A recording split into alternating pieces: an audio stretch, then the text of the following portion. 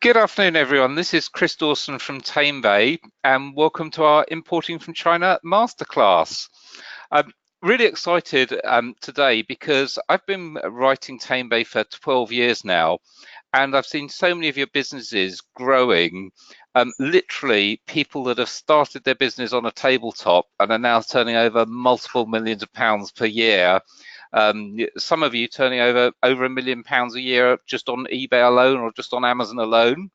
And as your business has scaled, we know that you've moved from sourcing from a local wholesaler to maybe going through distribution, sourcing from a manufacturer.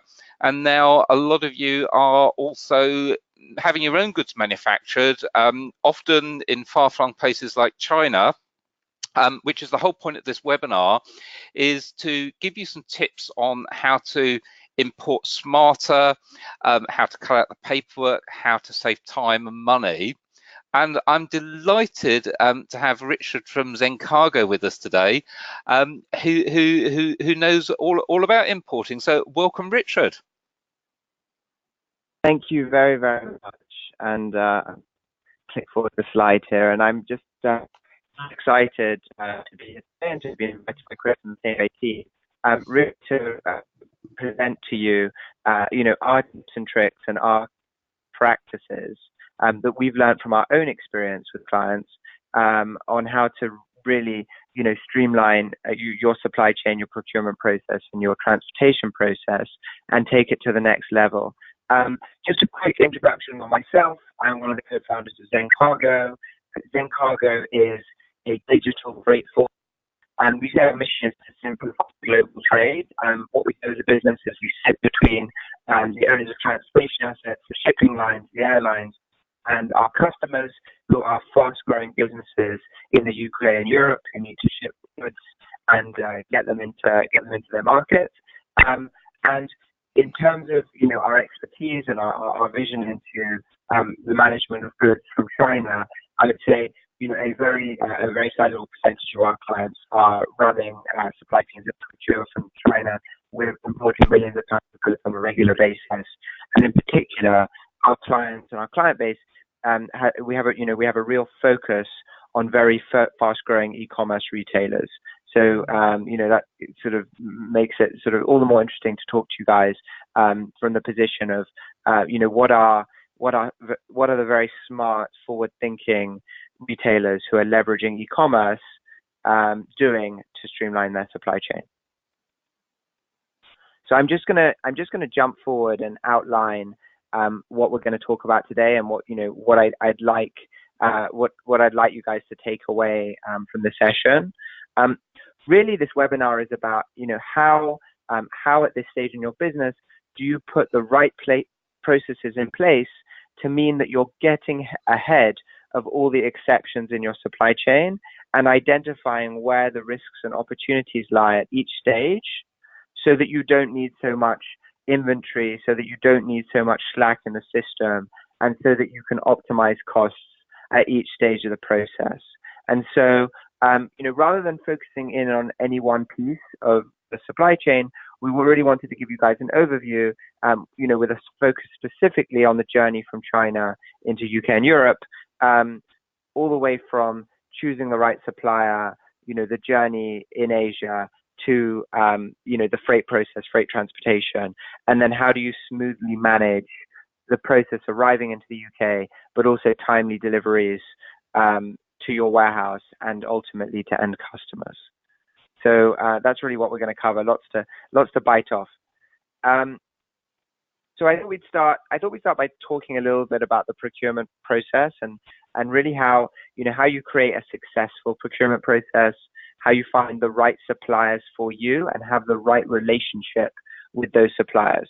And I think it's important to say that, like, clear communication is key, right? There's obviously a language barrier, there's a time zone barrier when you're dealing with suppliers in China. There's a trust barrier where you have to build a rapport over time, and you have to get to a position where you feel confident and happy.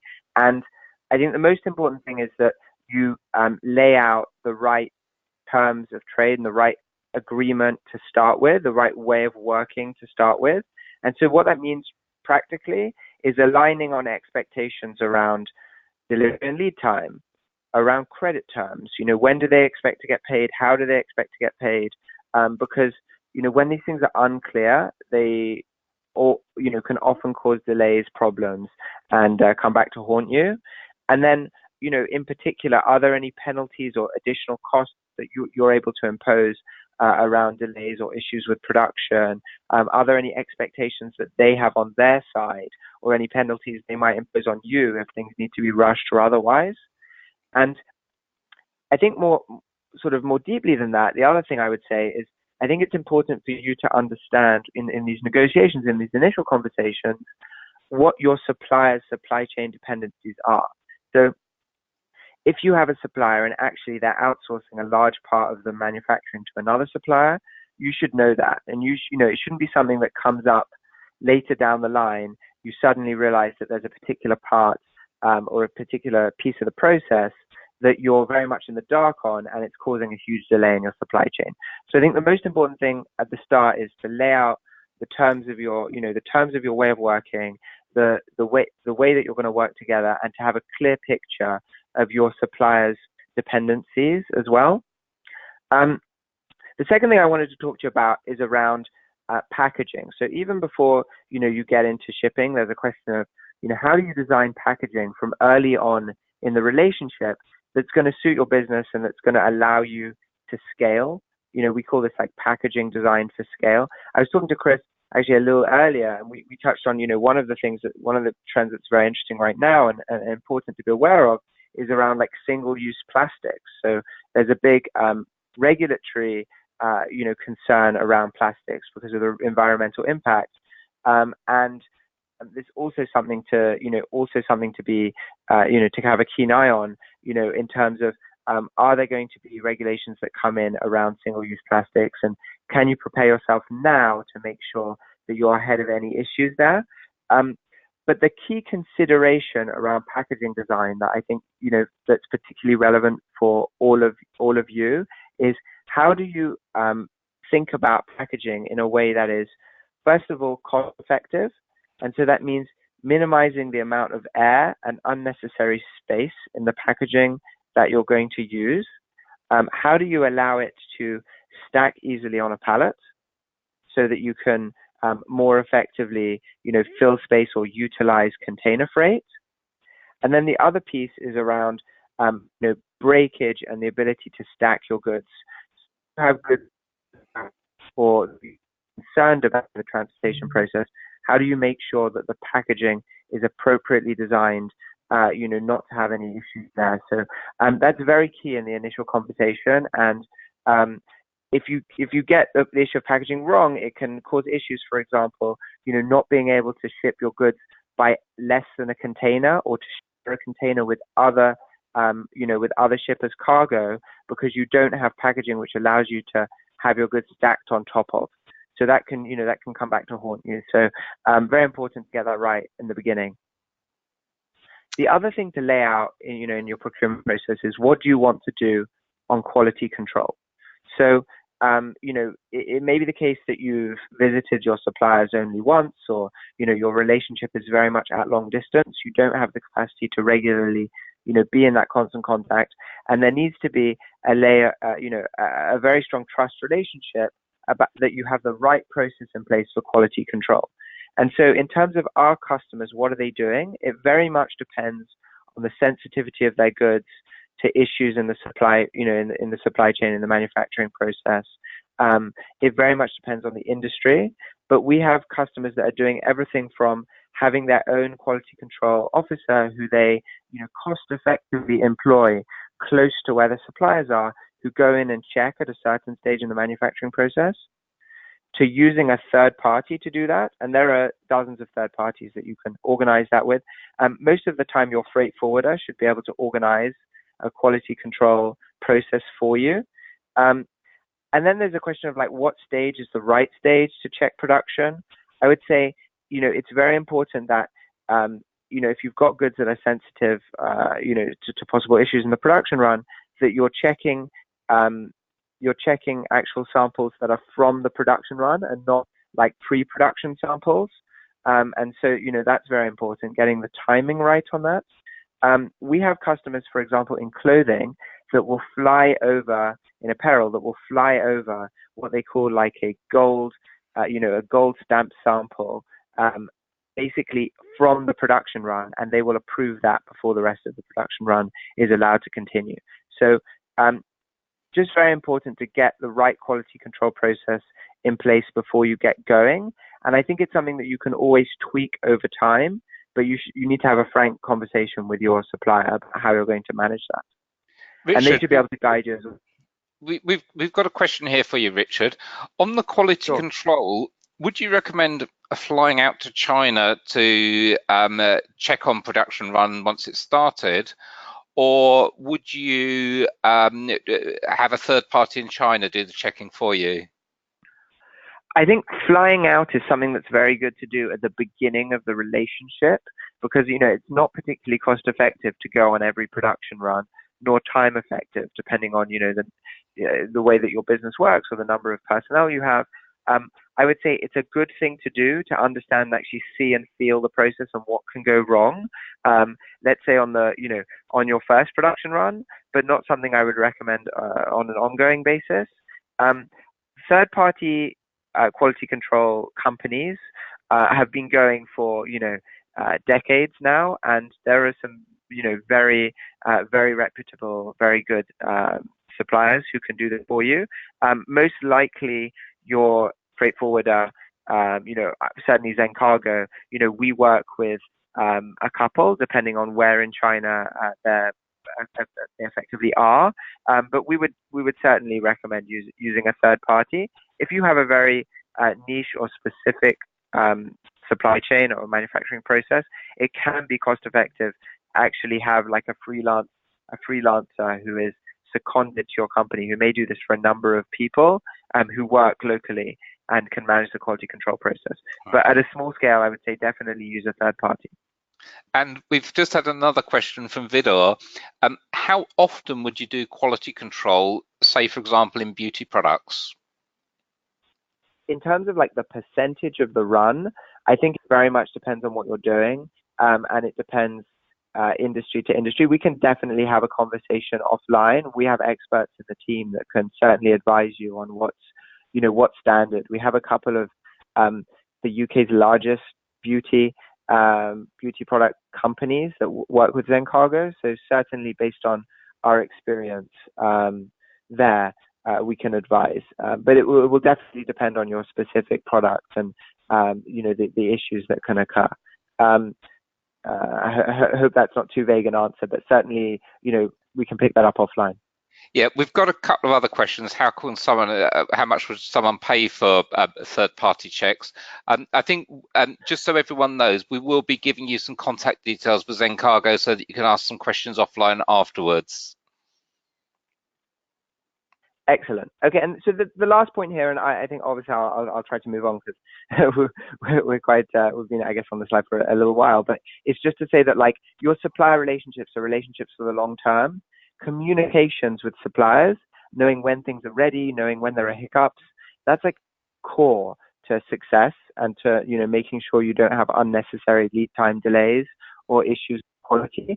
And so I would say that anything that you can do, and I'll talk to this in a moment in terms of some of the things we do with Zencargo, but to improve the communication around when cargo is ready, what issues there are between yourself and your suppliers, whether that's improving the communication tools that you use or having the right channels on the phone or an email to be in touch with them, is key. You really can't see this as a relationship with the suppliers as a sort of as a purely commercial relationship. You have to see it as a relationship that you invest in, a personal relationship that you invest in over time, because trust built up with your suppliers and clear communications and expectations are core to, key to success.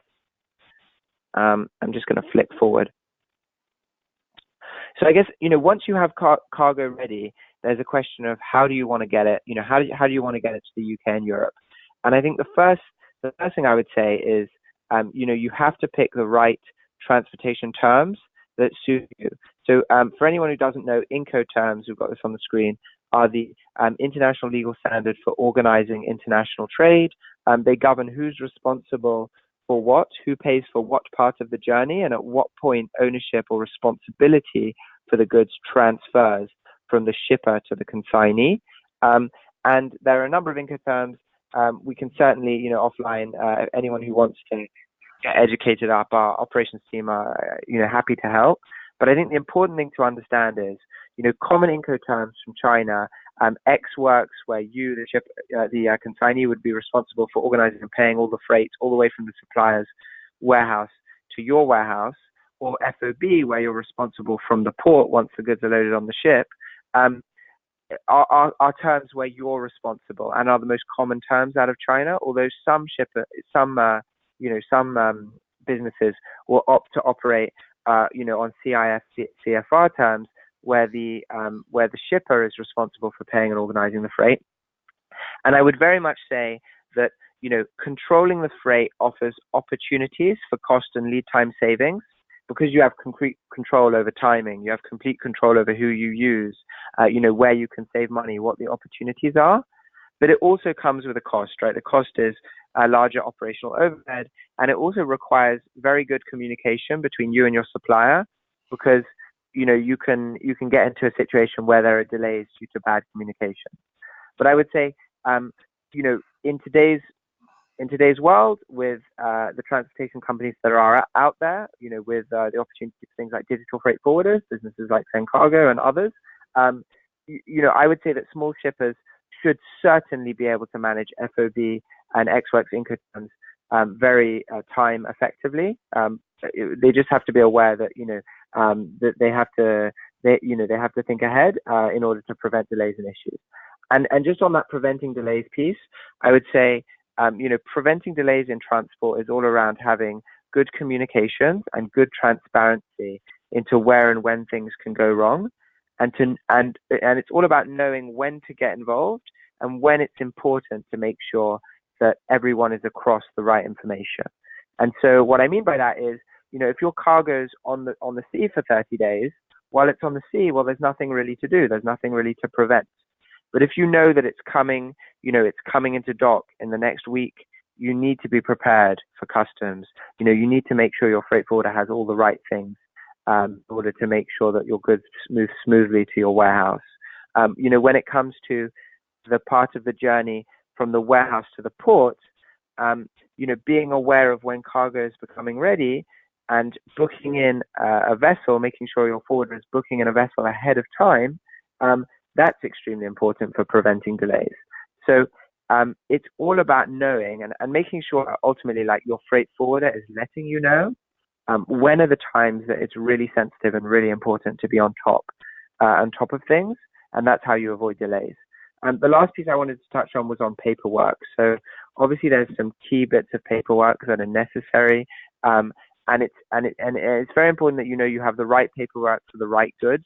So pretty much all shipments will require you to have ready from your supplier a packing list and commercial invoice. Generally, this will get sent to you and to your freight forwarder and used for the purposes of export and import customs on the journey along the way. But you will also need, for example, MSDS safety certificates if your goods are hazardous, or they might have the potential to be perceived as hazardous. For example, if you're moving electronics, you might need an MSDS about the lithium batteries in the electronics. And so, that will have an impact. For example, if you're flying things by air, there are certain airports that you might not be able to ship via, and other airports that you might have to choose. So it's very important that in the process, where we're talking about, preventing delays and getting ahead, that that paperwork is ready ahead of schedule, and it's provided by your supplier to your freight forwarder on time. And one of the things that we do, at Zencargo, is we make sure that that conversation is happening between ourselves and the supplier, and that all that documentation is saved nicely in the cloud, so it's immediately accessible. But again, if you want to take offline any questions on particular paperwork concerns, really happy to help and hold your hand through that. Oh, just clicking forward. I wanted to touch on costs at a very high level. choosing the right transportation method for you. One of the things that is important to be aware of is that you do have options, right? So importing out of China, you can move your goods by air, you can move your goods by sea, and even within sea, depending on the amount of cargo you have, you can move it by consolidated container movement, so what we call less than a container, or LCL, or you can be responsible for your own container, which is FCL. And then obviously within that, there are different container sizes. You might move a 20-foot, a 40-foot, or a 40-foot high cube. I haven't got rail on here, but it's become another option, much more for full containers than for less than a container. There are some options on less than a container, but it's more regularly available for full containers. And that's about a 14-day transit, and the pricing is somewhere between air freight and ocean freight. But I would say it's not a very established method. But the pricing here is really just to give you guidance to say, listen, air freight, and even within air freight, there are different options. You can go for a direct air freight option, China to the UK. Door to door might be 2 to 3 days, including the clearances and everything. Whereas you might have air freight options that are as long as 5 to 8 days and are a little bit cheaper. But the core message is that there are huge savings to be made by moving by sea. You increase lead times up to 30 days. LCL is slightly longer. The reason it's slightly longer is because effectively the consolidation warehouse need a bit longer to be able to organize, to get everything to their warehouse, and also to stuff the container. The other thing to be wary of with LCL is that there might be situations where you're deciding between less than a container and a full container, and time is of the essence. And if time is of the essence, if you're paying slightly more for a full container, what you do secure is you're more likely to sail on the sailing that you've been promised. Because with LCL, what can happen is that there's not enough cargo to fill a full container in a given week, and therefore the person who's organizing the consolidation waits a whole week to move your cargo. So that can increase, the lead time from something like 35 days to more like 42 days. So it's just something to be aware of with LCL if you do have the budget to pay a bit more and time is of the essence. So just flicking on, I did want to touch on one thing that a lot of our customers actually don't think about, but then as they grow, becomes more exciting to them, which is, you might quickly end up having multiple suppliers in China. Some of them might be near to similar ports. The key hub areas, you've got, the area in and around Shanghai, you've got the north of China, Tianjin port, near to Beijing, etc. And then you've got this kind of Shenzhen hub area, southern China. But I would say that, you might end up in a situation where you have multiple suppliers near to the different, hubs or major main ports in China. And suddenly you're in a situation where you're doing multiple shipments that you're having to move by LCL. You're having to pay, multiple collection, clearance, customs charges on each individual shipment, because actually the way the costings work is that there are a number of fixed costs which work on a per shipment basis. And consolidation, so taking multiple suppliers' goods and putting them into the same container, offers real opportunities for saving, not both on the fact that, suddenly you might move a full container and get lower costs per cubic meter in the container, but also because you might avoid having to do multiple customs entries, multiple documentation fees. And so there are a few options for consolidation. One is obviously to use a third-party warehouse, and that's something that your forwarder can organize for you. They can operate warehouses near to the different ports. The other is it's actually possible sometimes to do multiple stops with a container at different warehouses. And then the third option, which actually a lot of our customers use, which is quite smart, is that they will ask their largest supplier if they're happy to receive goods from other suppliers and then consolidate the goods all in one go. So there are lots of options there. They do involve some coordination on the ground, and so freight forwarder could be very helpful in that, in running the consolidation and procurement process for you there. And you very much need a forwarder who's used to doing this. but there are real opportunities to save money. And again, happy to discuss that, on a case-by-case basis. If you have a case that you're growing into multiple suppliers and you're always doing, individual shipments from each supplier, there are really opportunities to save there. A quick thing, rates often seem like a bit of an enigma to our clients, and they ask us what's going on with rates, why do they move up and down. I wanted to give you guys just like a little bit on what drives them, but also on on the historical picture. So of course, ocean freight, and we'll talk about ocean freight mainly. Maybe I'll touch for a moment on air freight. Ocean freight rates generally quoted in US dollars.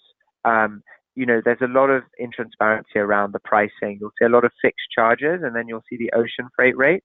I'll talk predominantly about the ocean freight rate, which is, the thing that you might see, $1,250 from, Shanghai to Felixstowe, the main component of the rate. And that's the thing that really moves up and down week to week, month to month.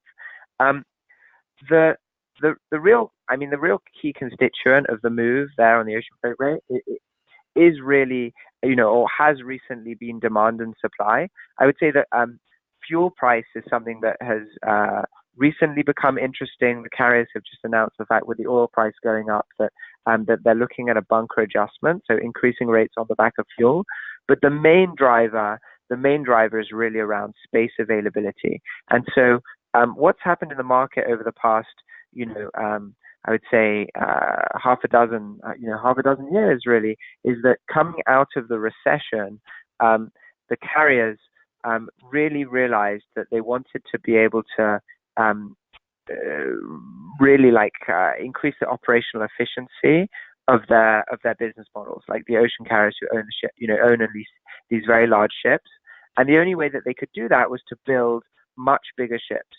And so, these container ships, that you'll have seen photos of, that your cargo is moving on. Back in the early 2000s, they were substantially smaller. And so what's actually happened is that since the recession, there's been investment in building container ships which have capacity that is, more than double what it previously was, up to as many as like 22,000 20-foot equivalent containers can now fit onto one of these container ships.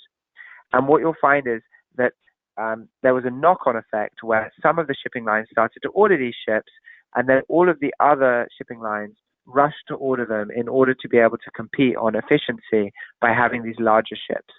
And what that's meant is that in the last couple of years, all of these ships have been arriving at the same time. Particularly, if you see in this graph, there's like a recent dip in the price. That's because a number of carriers received their ships at the same time, and they were rather empty.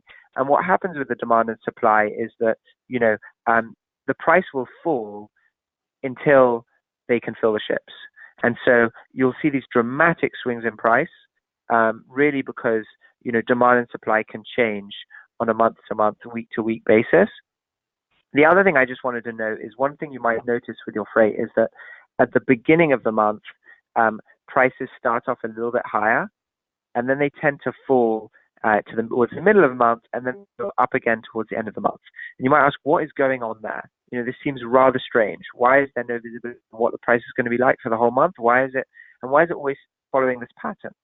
That's very much because the different carriers, and the different carriers are in sort of different alliances between the carriers, but the different carriers are very much trying their best to feel their way into higher prices because, the market is in this position of oversupply.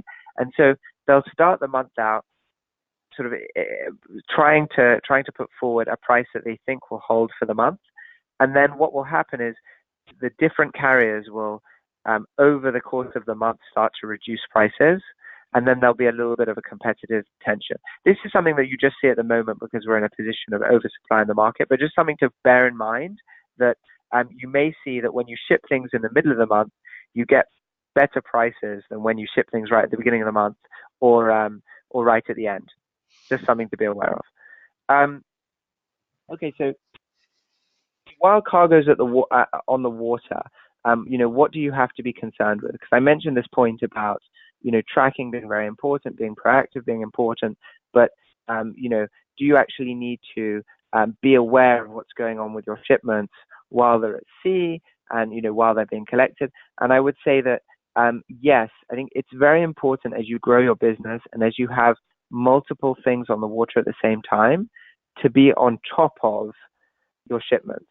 And this is increasingly, particularly important because what you really care about is you care about one, delays that are going to cause a significant issue with inventory at destination. So delays that might be substantial in length, more than 7 days, because in that case you might be able to air freight something as an example. But you also care about which shipments are arriving soon to port, and so may require your attention, may require notifications to the warehouse, etc. Of course, while a shipment has just left port, just left China, and is 30 days out from arriving, there's not much to do, until there's a delay or an issue. And so I would say you very much want to be proactively managing your shipments by exception and proactively managing those shipments that need your help or need your attention just before they're arriving to the UK or just as they're becoming ready at your supplier's premises.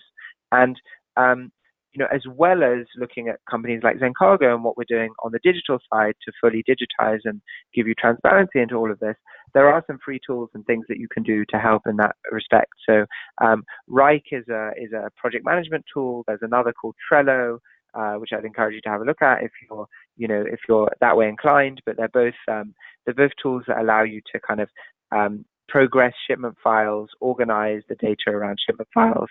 They won't do the work for you. They're not connected to your supplier, etc. But if you're project managing your shipments, the movements of your goods, it's something to certainly look at.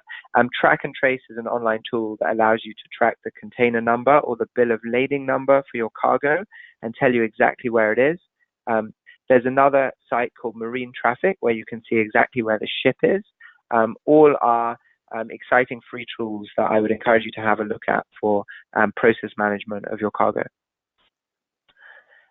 And then obviously your cargo gets to the UK, and this is a really important stage, not only because there are things that can go wrong, but also because those things that can go wrong can cause knock-on significant costs, significant financial costs, obviously time delay, but significant financial costs to your business.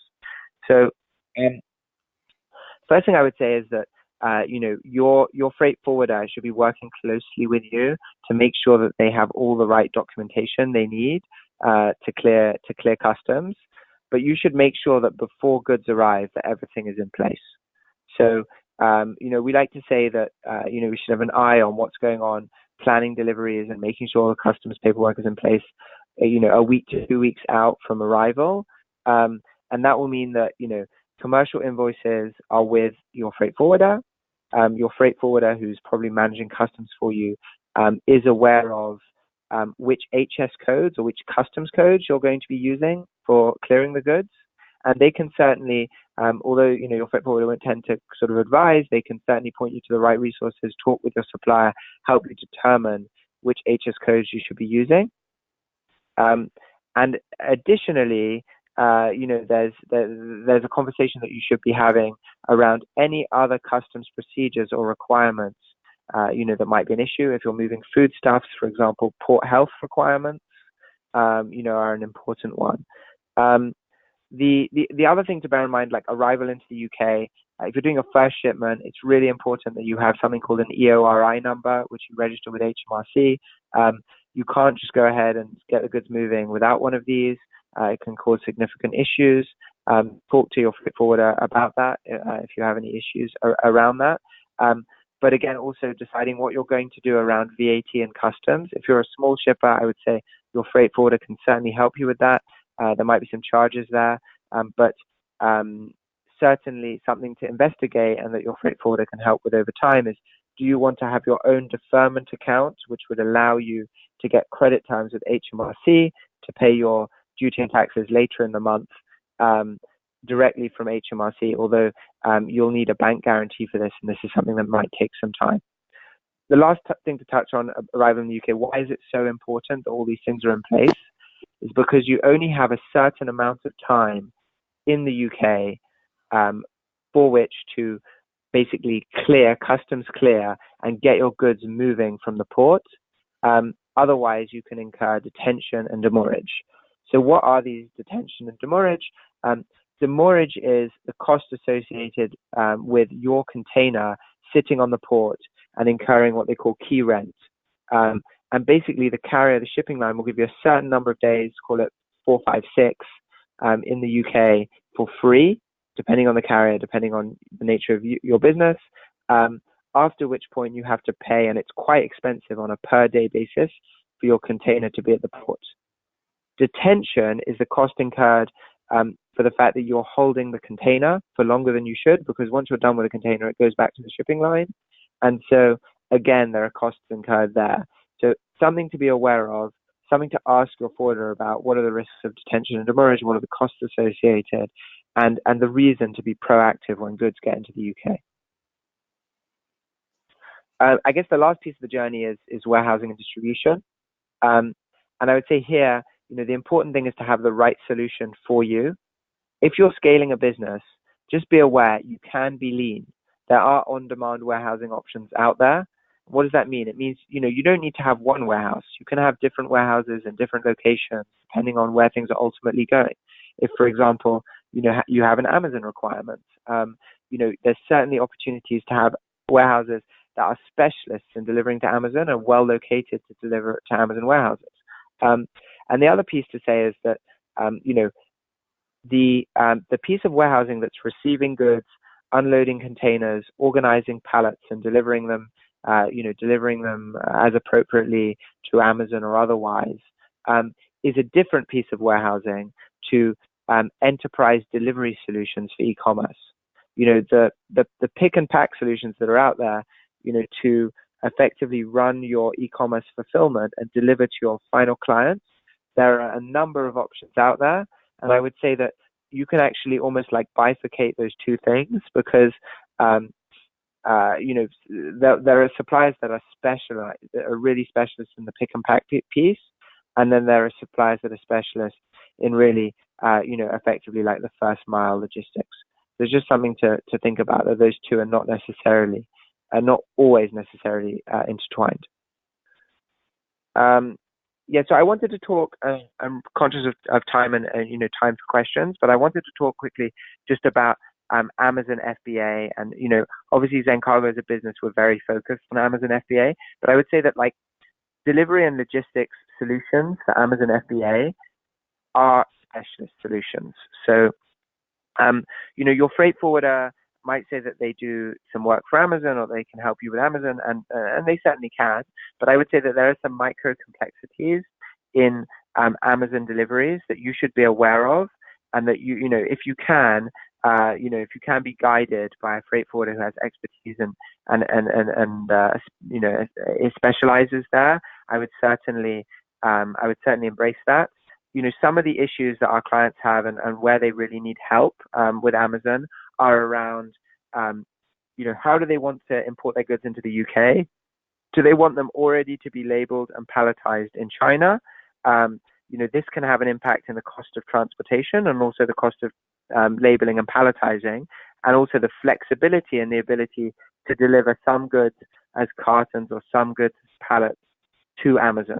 So, a specialist should be able to offer palletizing and labeling solutions in the UK, depending on your needs. Time deliveries, obviously, all the different Amazon centers require time deliveries. There's a small surcharge for this, but it shouldn't cost you a small fortune to deliver to Amazon. It should be similar to standard pallet rates with a small surcharge around the UK. And so I would say if you're getting ripped off on time deliveries, you should really look for a specialist, because there's a real opportunity to save there. And also deliveries directly from the UK into European Amazons. A specialist should know well the different European Amazon FBAs and be able to help you deliver in there. And then the last thing I would say is, just making sure that you're not storing too much at Amazon, that you have the ability to store at a warehouse stuff that is going to take longer to sell, because Amazon are notorious for applying a large surcharge, one-off surcharge for excess inventory, and they'll do this kind of at different intervals during the year that are a little bit that come out of the blue.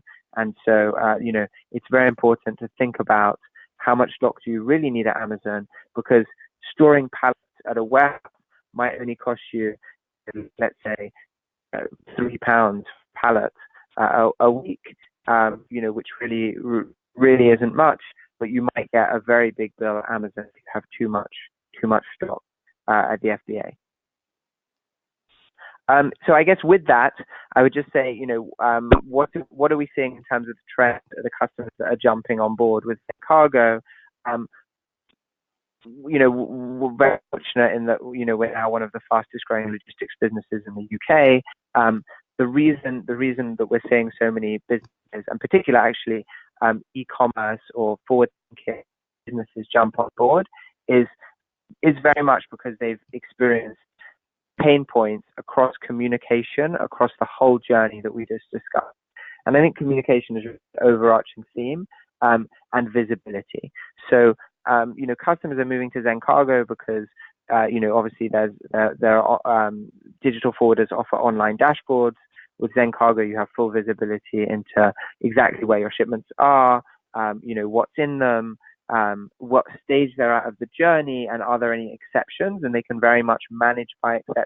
We talked about, managing by exception and only needing, guidance on those shipments where there are issues, rather than every stage of the journey. The other piece is like waiting for quotes and waiting to get a booking confirmation, really having limited communication around that. Our customers, increasingly excited about the ability to, ask for a quote on our platform, for us to come back to them, and, to get things moving quickly. And then obviously, again, that communication piece. One thing at Zencargo, we have instant chat in the context of your shipments on the platform. So, instead of looking through multiple emails, you're able to click on your shipment and in an instant really be able to follow the whole journey, the whole conversation around that shipment.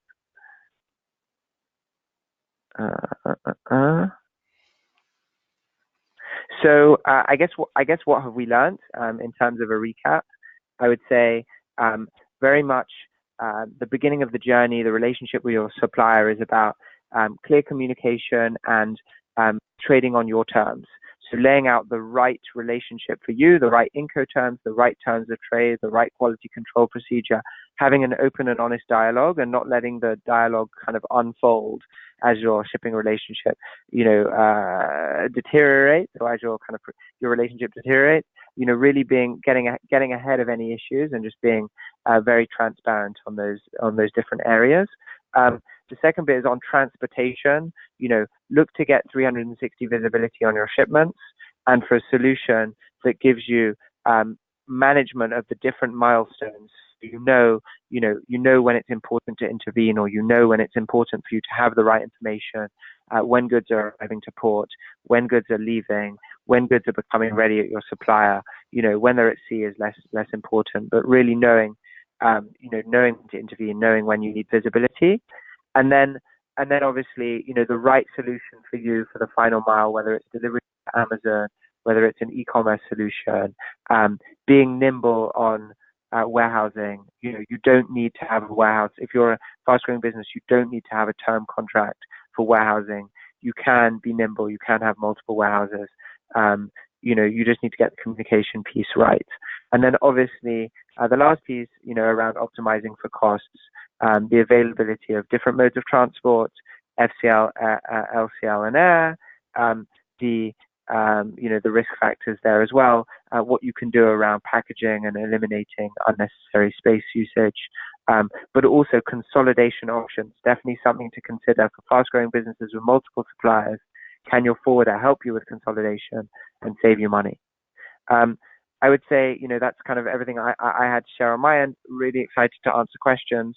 And obviously, one thing to say is our team is on hand to both run you through a demo of what Zencargo do and talk to you about our business and how we can help. You can go to zencargo.com and click get started, and you can book time with any of our sales representatives who can walk you through the platform. But also feel free to ask either for an instant quote on our platform by clicking instant quotes, or send an email to sales@zencargo.com, where we can certainly quote anything up for you or help with any issues you might have in China, whatever they may be. But just opening up to questions then. So yeah, please, if you do have a question, type it into the console panel.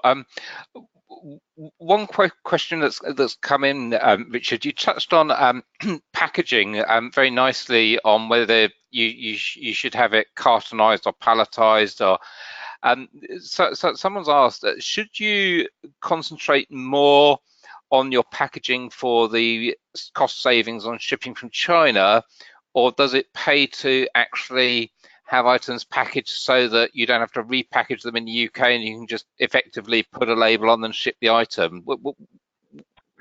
Where's the trade-off? I think you can have the best of both worlds. So if you think about like the master carton and the individual SKUs, so let's say, for example, you're shipping on Amazon. Important thing is that the individual SKUs, the individual items, all need labeling. If you can do that in China, I would say it definitely makes sense. I would say if the master cartons, for example, for Amazon or otherwise, can be fully labeled and set and ready to go in China, that's also very helpful. I think in terms of the transportation, optimizing packaging for transportation, I think what's nice is having the ability and the flexibility to ship, for example, as cartons from China to the UK, and then to make the decision as to whether you want to save money and time for transportation purposes in palletizing them in the UK, or not, because, for example, when you're doing small deliveries, for example, to Amazon again, you might save money by doing carton deliveries on a per carton basis. If you have less than 30 cartons, for example, it might be cost effective to ship on a carton basis rather than a pallet basis. So I would say it's really about like giving yourself the flexibility to have things packaged in the right way in China, but to have the ability to break things down and to change things around in the UK where possible. And again, I would say it's difficult to answer with one size fits all for all customers.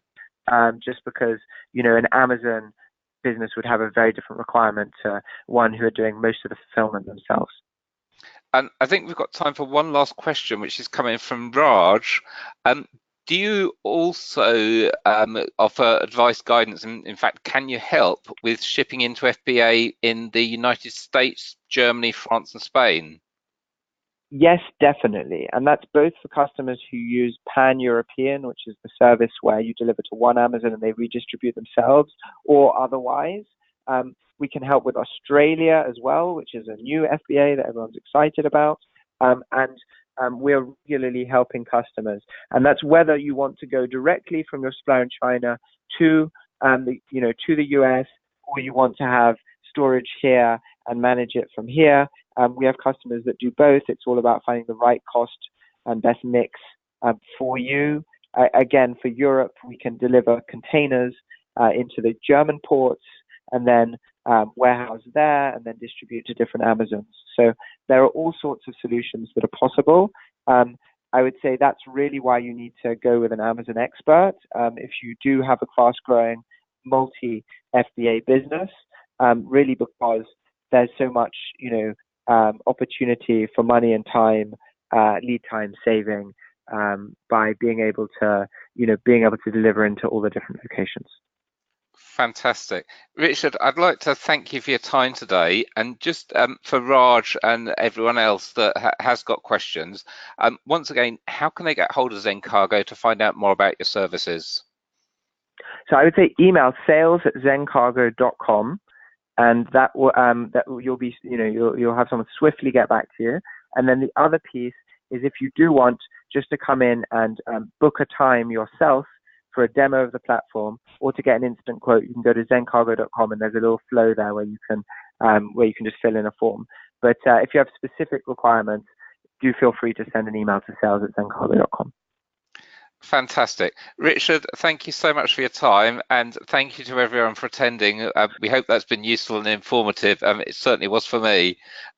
We will be making a recording of the webinar available shortly, and we'll make sure it gets emailed out to everyone that's asked for it already. So thank you for your time. Thank you, everyone, and have a wonderful rest of your day.